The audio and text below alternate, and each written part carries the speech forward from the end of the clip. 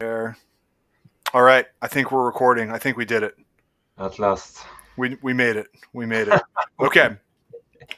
So normally I would say 99% of the episodes of the 35 now 36 episodes I've done, I've like known the person that I've spoken to on the Yeah, podcast. It's really yeah. just like getting bros and broettes together.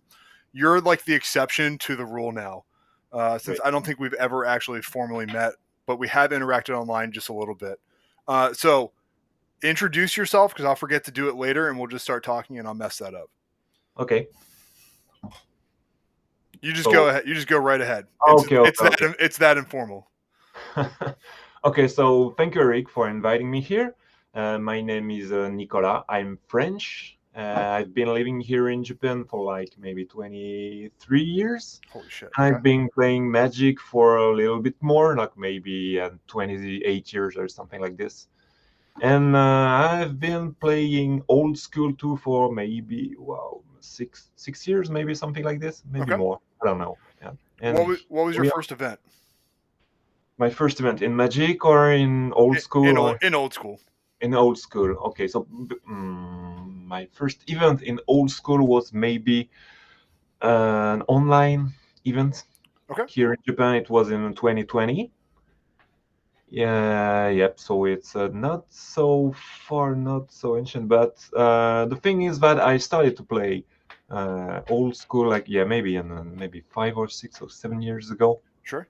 So like, there's no kind of event except for because it was during the COVID, Uh huh. so there was basically no event at all.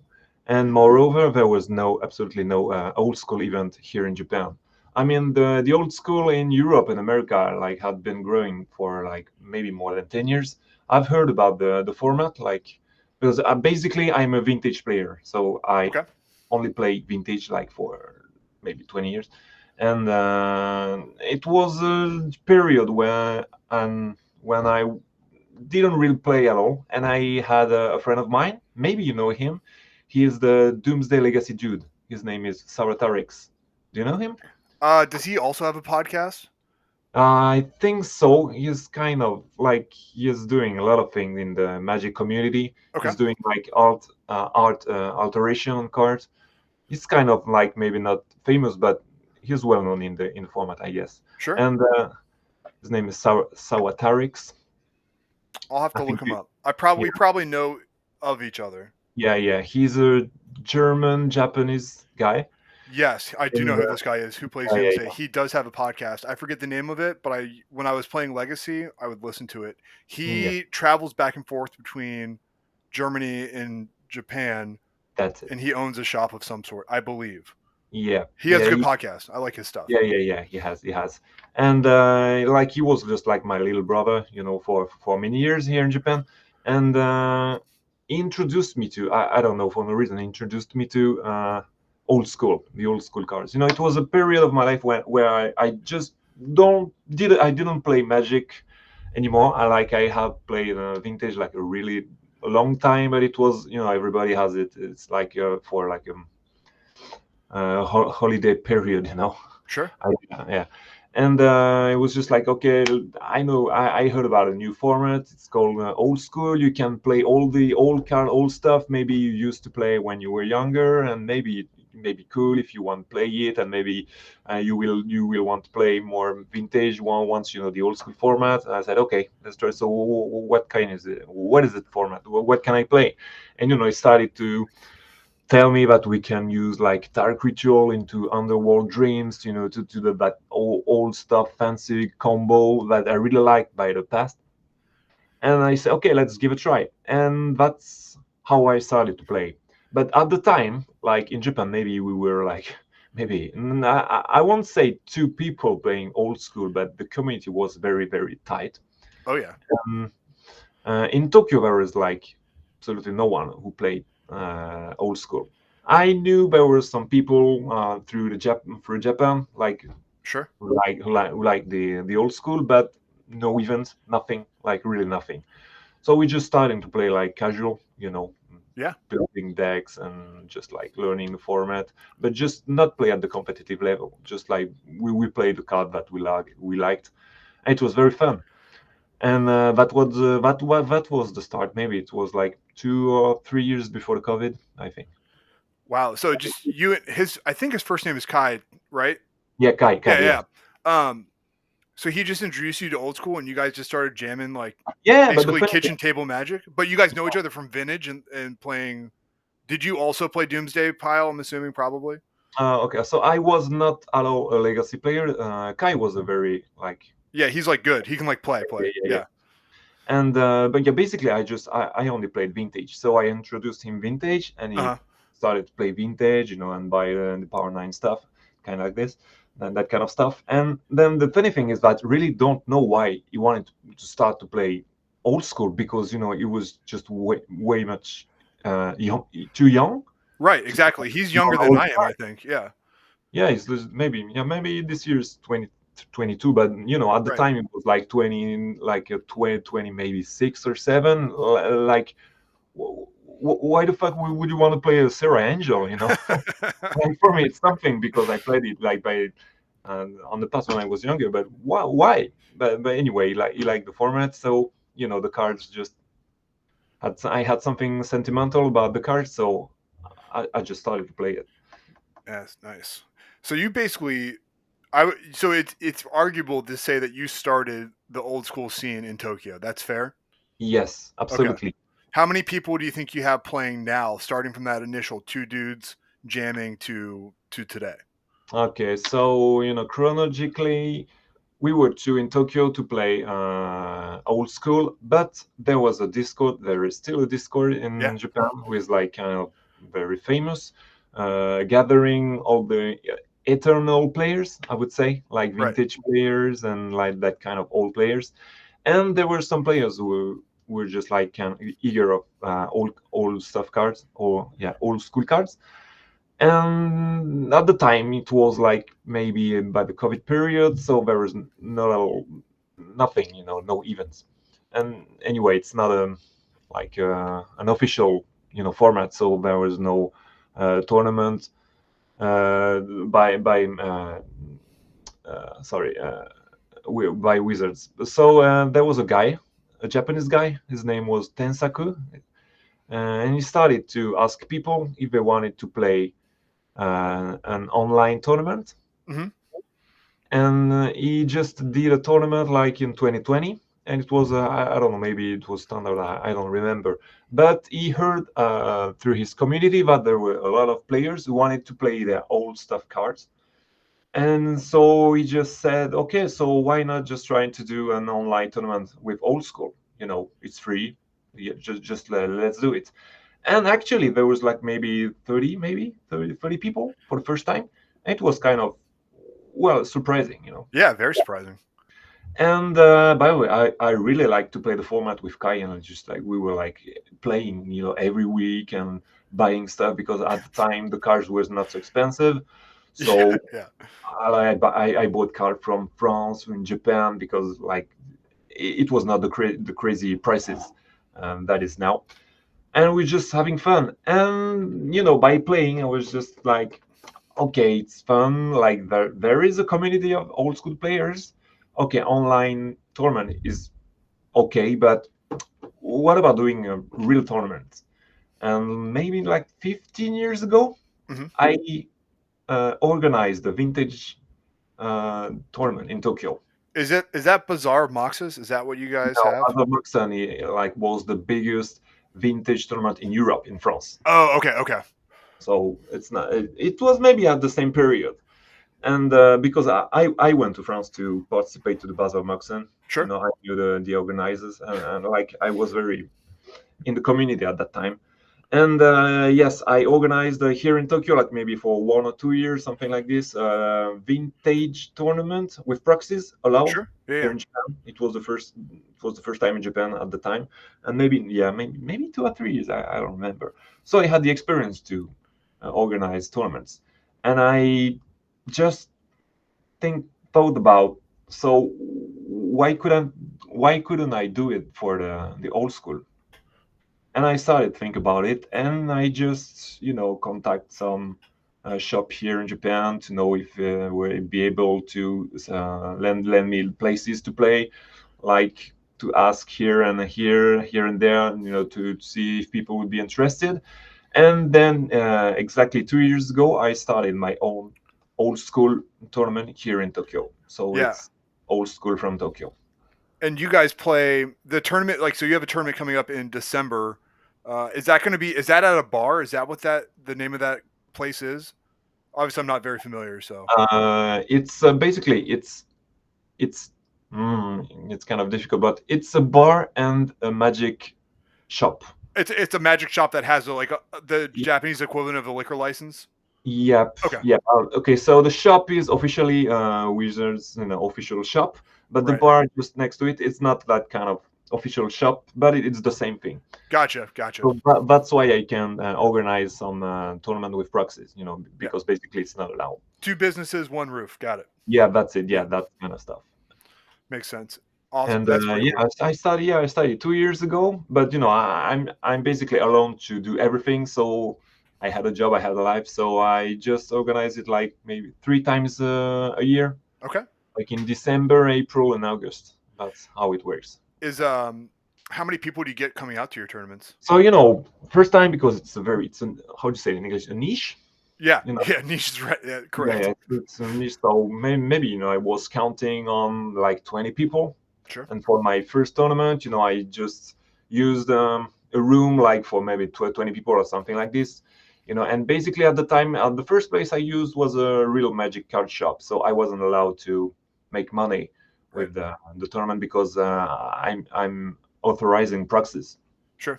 But that was something very important for me, just to authorize proxies, just to allow everybody to play Black Lotus and all stuffs cards. And so my first tournament was free. Like you come and you don't pay any money and you just play and you go home. So I was just counting on this to make some promotion of my event, and that was the main goal. And then for my first tournament, like 31 people appeared. Nice. Yeah. It was just like, what the fuck? Yeah. So it was kind of stuff, but very a lot of fun. Yeah. And then I started to do more promotion, and because I saw the potential.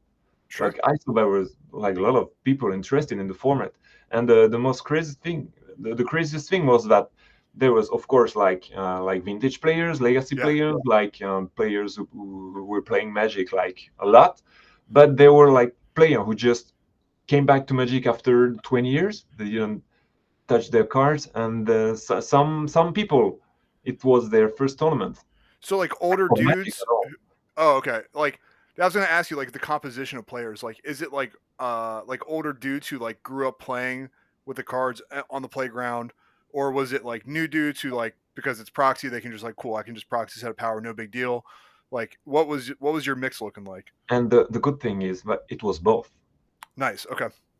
So I was very happy about this because I know almost all the vintage players in Japan. We've been Right. playing here for 20 years, and so to see new faces, and especially like people who just didn't know about Magic, but okay, old school cards, Sarah Angel, that ritual, that kind of like it's not so difficult as a standard or vintage, and then I can just copy my cards and with proxies, and okay, just let's have a try and have fun.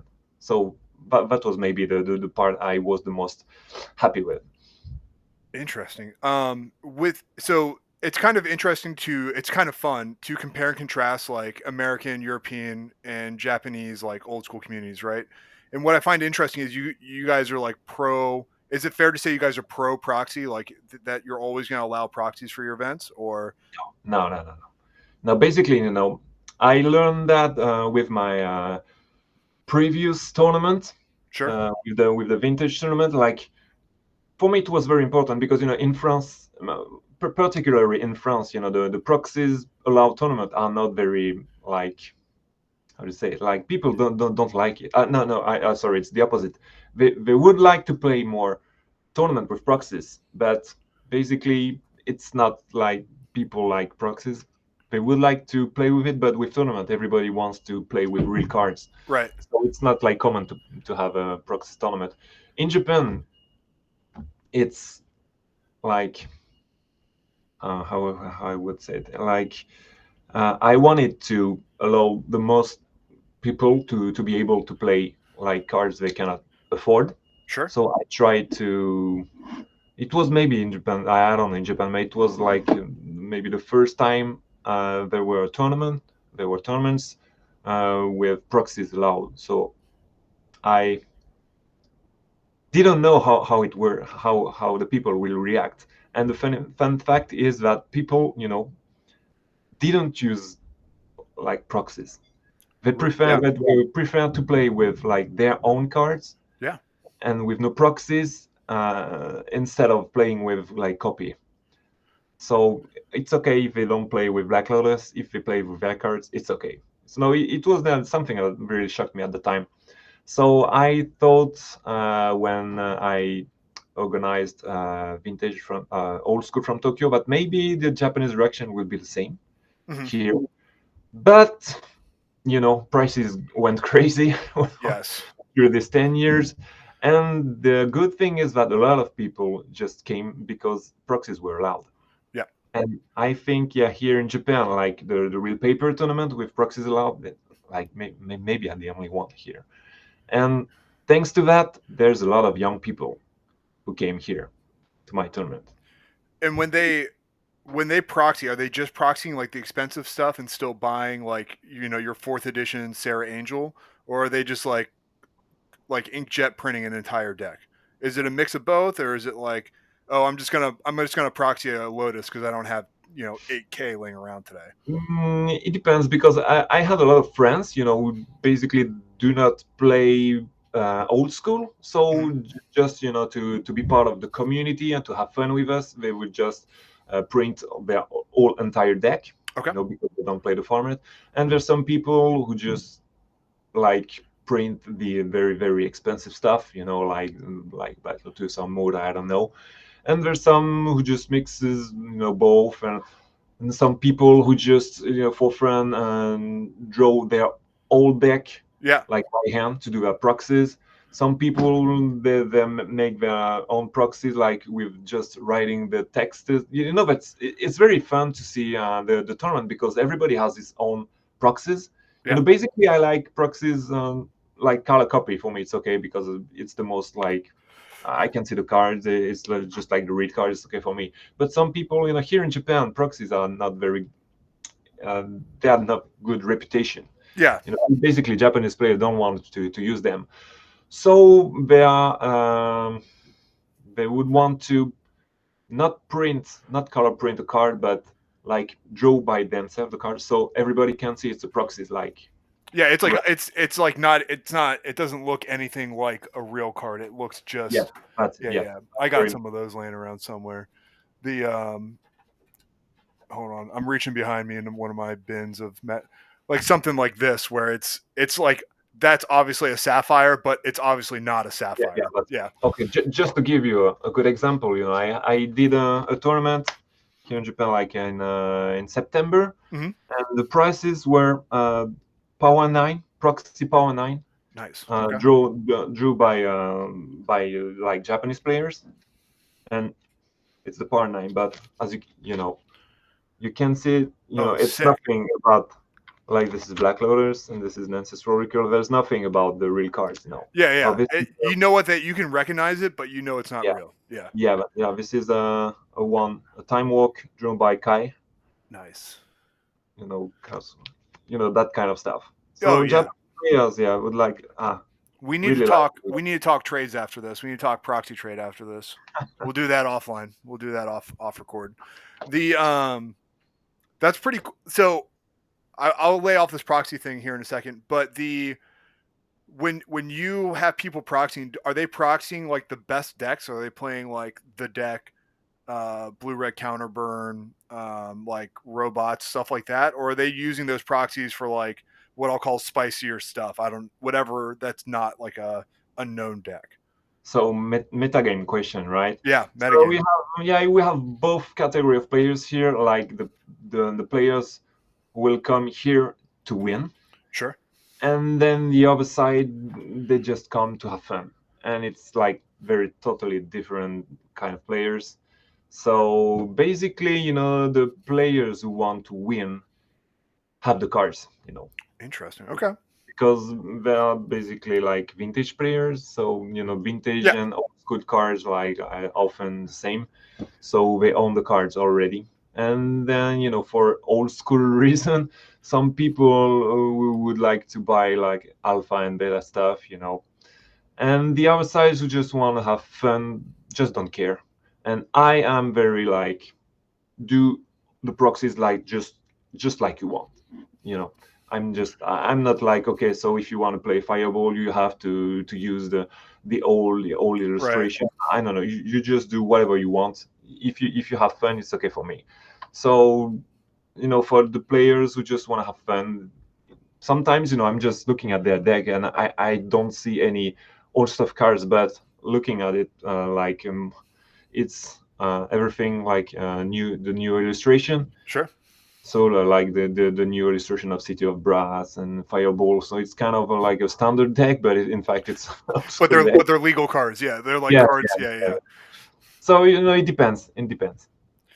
I got two more technical questions for you. These are very important questions, and you would not know which way to answer probably. How many strip mines?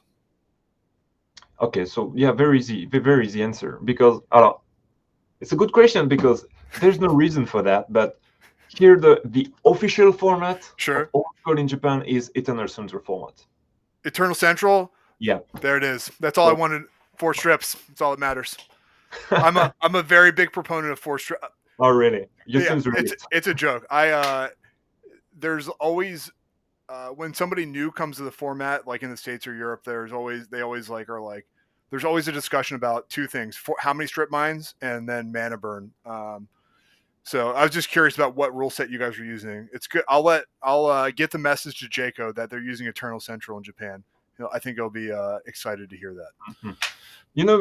Really, I don't know why. I suppose it's because when I started to play with Kai, Yeah. we were just like influenced by maybe the German and the French. There is a very big old school French community, and they all Oh yeah. play basically Eternal Central. And then, the information I collected by the time was all Eternal Central. So for me, it was natural to play Eternal Central format. So when I play with Kai, it was always Eternal Central. So for Strip Mine, Mana Burn, and then when I started my tournament, as it is my tournament with my Mhm. rules, so I just install like EC, and now everybody's playing EC. But the fact is, when I have a look at the other formats like Atlantic or Swedish, etc., Yeah. I really don't want to play these formats for just only one reason: Library of Alexandria. Sure. Sure. I'll You know, I'll I'll say this as a I used to have a very hardline stance about mana burn and strip mines. And what is softened my view is playing those formats in person with other people because it lends to different decks. So like I love playing four strip formats. It's my favorite. But there are decks that are better in four strip that aren't as good in one strip and same goes with mana burn, right? Whether having mana burn or not. So it's fun to mix it up and play different formats because it changes how you should build your deck. Now it doesn't change how I build my deck because I'm terrible at that, but inherently it should make decks stronger and weaker based on the availability of strip mines and mana burn. Because like Suchi is a good example. Like Suchi is a very good card in Swedish because there's literally zero downside. Whereas in EC or I don't think Atlantic, I can't remember if Atlantic has mana burn or not, but in other formats it's not as good because there's always that threat of taking 4 damage off your low costed creature. But I'm glad to hear Eternal Central. I was that was going to be the first question I was going to ask you, but I decided I had to wait. Had to wait on that one. it's funny because I always see people on the comments on YouTube. Maybe I think Timmy the Sorcerer. Mm-hmm. Yeah, I know him. Yeah, and I'm talking with him, and I'm just sending him the video of Vintage from Tokyo. You can no, Old School from Tokyo. You can find some Old School from Tokyo's video on his channel. Okay. And people are just commenting that, oh no, he's playing Suchi on EC. That's so bad. And I'm just, guys, just try it. I Yeah, mean, it's not bad, but there is a downside. I agree. no. It's just so enacted. Yeah, like it's nothing. the card is so strong. Like, just have a look at there were six old school from Tokyo tournaments, and Sure. in all the tournaments, like the sixth one, or maybe, yeah, on the sixth one, four times there are robot decks on the finals, like with four switches. The card is Yeah. broken in the Yeah. format. Like four damage is nothing. And yeah, and the reason why I prefer EC over the other formats is Sure. because, like I said, Library of Alexandria and Strip Mine is the only answer to this card, to that card, to Alex. I So, if you don't have the four Strip Mine, your opponent just play Alex and okay, game. So let's go to the next one. So it's the only answer. Okay, okay. People told me that you can play Stone Rain or Icy Storm, the Ice green Storm. one. Yeah. Yeah. Yeah, Yeah. Ice Storm. What the fuck? If I don't want to play red or green, what do I have to do? When I'm supposed to do when my opponent play Alex? So with four Strip Mines, We are cut from the same cloth in this matter. it's It's balanced. It's balanced. we're on the But same. yeah, you have to play around it. You basically, that your first land will be like stripped. So, but Yeah. The what's your favorite deck to play? my favorite deck to play is Lantax. Lantax. Oh, I just played that recently too. Are you playing an aggro build or a prison build? No, no, like a control build. No, Okay. basically I put no finisher in my deck, and I just gain life like You crazy. tax tower. Yeah, and I just library out my opponent. Sure. It's the deck I prefer because you do so many things. Once the combo is okay, you just like gain like 20 life. And at my first tournament, I played the deck and I went to like 400 points of life. Excellent. Excellent. The It's just for fun. It's just for fun. But I think the most powerful deck in the format is robots. That's my personal thing. sure, sure. The do you have like a pretty good diversity of decks at your tournaments, or do people kind of show up with the same stuff? That's a good question too, because it depends on the players who come. Like Okay. your previous question was, it's related to your previous question because people who come to win will take always like deck or robots or Sure. ATOC. So basically it's the three most powerful decks in the format, so everybody know it. So you have to be prepared. And the other side of the tournament, who just come to have fun, they will take like Black Suicide or Goblin or Mono White or funny stuff. So basically, it's my tournament. Yeah, I won it one time by using robots, Sure. and I was not especially proud of it because the deck is so strong. So I just for now, when I go to my own tournament, because I'm playing, because Yeah. the main reason I am organizing this tournament is because I want to play paper old school Sure. stuff. Yeah. Yeah. Yeah. So it's not official tournament, so I can play it even if I am an organizer. So now, just to put the maximum of diversity on my tournament, I always play a new deck, a different deck, and not a strong deck, but like a fun deck, a pet deck, that kind of stuff, like that kind of stuff. Yeah, that's like a lot of people will do that. They call it they'll play spice at home and spike away. Yeah, So yeah. that, yeah. Do you this is a little bit outside, but like do you travel to other events or you just go back and forth between France and Tokyo? Mm, Like have you ever thought about attending like Noob Fest or Uthen? okay, I had traveled a lot for some big vintage event tournaments, like maybe, yeah, 15 years ago or something like this. Sure. I went to the Paris World to play vintage maybe two times for the Bazaar Moxen tournament, because at the time they were really big tournaments, like 200, Yeah. 300 people tournaments, like very, like Yeah. it was very, very, very, very fun. But with the COVID, Hmm. like no plane, so okay, no tournament, so no question about it. And I would like to play some old school event in France because the community is like kind of big, Yeah. but it's difficult. Yeah, just because I have a job and the planes prices are crazy. I'd like to. I'm hoping that didn't go into audio, but it probably did. Yeah, the I was gonna ask, like, Eternal Weekend's coming up here in the States, and I know there's a European Eternal Weekend, which is probably like one of the few events where you can like go play like real, I'll call it real vintage, like no proxy vintage. So I was Uh, just we have curious. we have it in Nagoya in next month here in Oh, Japan you too. do? That'll Yeah, be, will that be that'll be pretty big, huh? yeah, it will. Maybe we there was at least I think 150 people registered at the vintage event. Do you guys have a lot of sets of power? I'm like, did all the sets of power come from Europe to Japan, or do they come from the States? Like, do you guys track that stuff? Because obviously it wasn't printed there. It had somebody had to buy it in. Mm, okay, I don't know. I don't know, but the fact is that there is a lot of players here having a Power 9 cars, like really a lot. And at the time when the vintage community was not so big as now, like 15 years ago, price were not so crazy, but Right. people were not so interested in buying Power 9 cars. And now that the prices are just Yeah, they're like, insane. oh, It looks like you got construction on your side. yeah. Oh, can you hear it? It's Okay. okay. It doesn't matter. It'll be fine. Ready? Okay. Yeah, and now that the prices are crazy, people, the vintage community is just growing up, and I don't know why. Hmm. And also, so many people's like buying so expensive cards, like maybe one card or two cards a year just to be able to have their own set. So I would say that at the time, yeah, but basically, everything is coming from America, right? Because Sure. I would and assume. Yeah. Yeah. Yeah. That makes sense.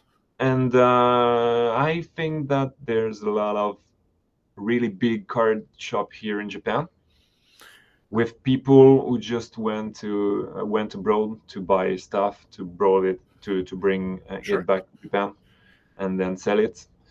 So yeah, I think that the recent players maybe get their stuff from America. Yeah, recently. How are like my understanding, and I don't have a very good understanding, but my understanding is like most people who play Magic, like in Tokyo, prefer to play like new formats, like modern, standard, like stuff like that. So, are old school cards cheaper there, or are they more expensive So compared to like Europe or the States? when I started to play with Kai, it was very cheap. Sure. Like really, yeah. Even in France, even in Japan, like really common cars were really really cheap. Even beta or alpha stuff.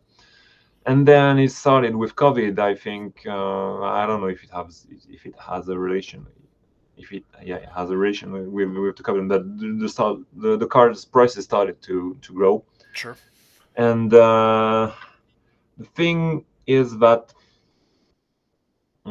it was the same thing for the Japanese foil like 15 years ago. First Japanese card shop were not aware of the growing of the prices, so they were just selling stuff like at a good price. And we had like these foreign sellers who just came to Japan, bought a lot, and then sell everything at crazy prices on eBay. And then the Japanese card shop sellers started to notice that they were just like not scammed, but the market. And so even in the Japanese card shop, the prices started to grow.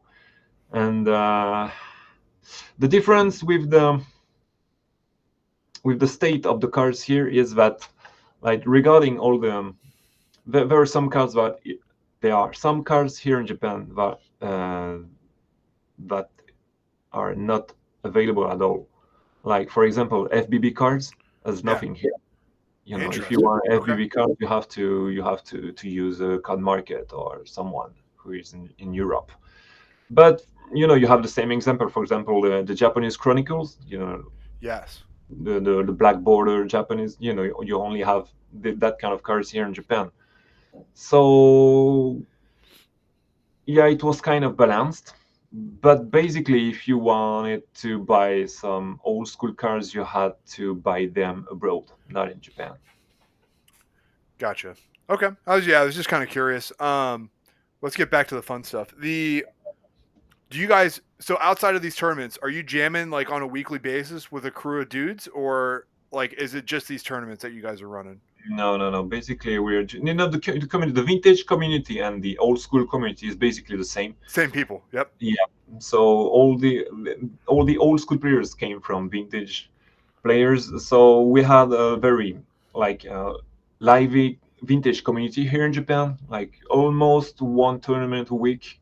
So once we finished our tournament, basically on Saturday, on Sunday, Mhm. we just bring our old school deck and play old school like casual, like to test our deck, that kind of thing. And the tournament, yeah, there's only my tournament for It's old just school. you. Yeah. The So yeah, basically you gather just uh, to customize your deck for the next old school from Tokyo. gotcha. The Whenever you run these tournaments, is it like a full day type thing? Like, is it like hang out the night before, play the tournament, and then like go out for drinks and food afterwards, or is it just like show up, play your cards, see you 3 months from now? No, no, no, no. It's kind of like a very big community event, and that's the thing I like in it because there's as it's the biggest old school tournament in Japan. Like maybe it's the only one, in paper. So players from all around Japan just come to play it. So I had like players from I don't know if you said, but you have Japan and players coming from Okinawa. It's Yep. the on very south part of Japan, and from Hiroshima, and from like really from all the country. So basically, the people who just come from a very far part of the Japan just take a night at the hotel. So there's some people who just like meet up the night before the tournament, and then we do the tournament. It's from 10 o'clock to until 7 o'clock p.m. And once the tournament is done, we just all go, maybe 10 or 20 people go to have a drink and to celebrate, the tournament. So it's kind of like a big event. It's just not a tournament we play and we go home. Gotcha. Okay. Cool. All right. I think I've run out of questions, but I always like to have like my safety net question, which is, what have I missed? What do you want to like tell the two people listening to this podcast about Tokyo Old School? Like, what did I miss asking about? Mm,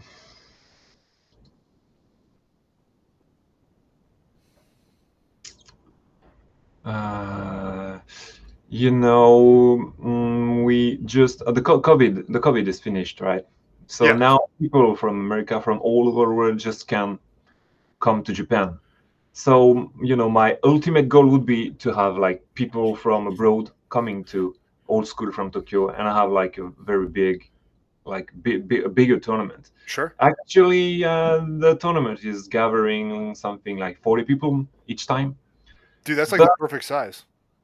yeah, it is, and it's a very. I don't know if you see the picture of the room, but it's a bar, so you can drink whiskey or beer while playing. You can eat. It's place where there's only players, so you do not have to worry about thieves or that kind of Sure. thing. Yeah. So the place is very really good. It's very cool. So yeah, my ultimate goal would be that to make the community grow with people from abroad. Yes. With tourists. So if you come here to Japan when the tournament is held, just bring your card on. Even if you don't have your card, you have plenty of color copy shop to make you a deck, and for nothing, and just play and have fun. Let's just say half of this interview was just a small recon to see what these tournaments are all about. My I suspect that you'll see more people coming in. Would be my I guess. hope so. I hope so. And the Japanese players are really really nice with foreign players. And even if you don't know how to play the format, you just can copy one deck and came here and just play, and everybody will be nice with you, even if you don't speak Japanese. That's my So real question. As a tried and true American who speaks 0 foreign languages. Am I okay to get around Tokyo? Yeah, it's not a problem. Okay. It's really. Like I'll give it my best shot, but I wouldn't say it's good. All right, man. What? Anything else you want to talk about besides cats? Because you got how many? You got one cat. No, just yeah, just I would like people to know that I have a Discord and a Twitter account with all the information available on the tournament. For sure. I'll put all those links in like in the show notes, and then I'll also put them like in like I post like a little post like Twitter and Instagram because like maybe Yeah, one person checks that, so I'll throw all that stuff in there. thank you very much. Yeah, dude. All right, I'm gonna stop hitting record, but doesn't mean we need to hang up. It just means I'm gonna stop hitting record here. Okay.